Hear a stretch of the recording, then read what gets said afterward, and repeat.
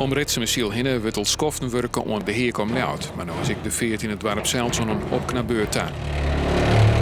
In het Zielsterak lezen het zien wijnarken en die matten voor dit werk om en om aan de kant. Je hoort met het wijnskip van Hendrik de Roest verpleegd worden. Hij wen het al 10 hier op zijn boord.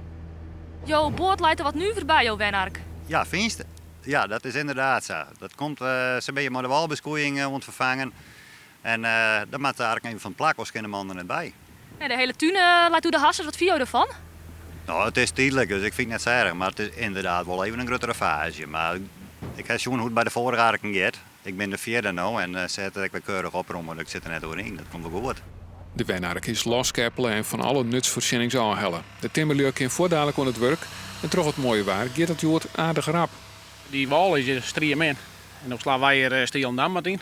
En dan vullen we er dat om met zwartstier. En dan timmeren wij die vlondertjes weer op. Een hele put, of net? Nou, dat is een mooi stukje werk, ja. Ja, apart werk ik.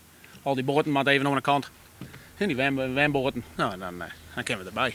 Het Zielsterak is haast weer helemaal opknapt en uitbaggeren. Dan is dat weer tijd voor de volgende put. Deze doeker wordt dan vervangen door een bregen. Zo komt er via het Dijnemerak een directe verbinding met het Van Harksma kanaal.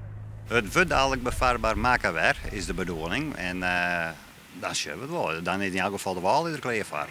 Kun je met jouw arkje nog eens een keer ergens oorzinnen?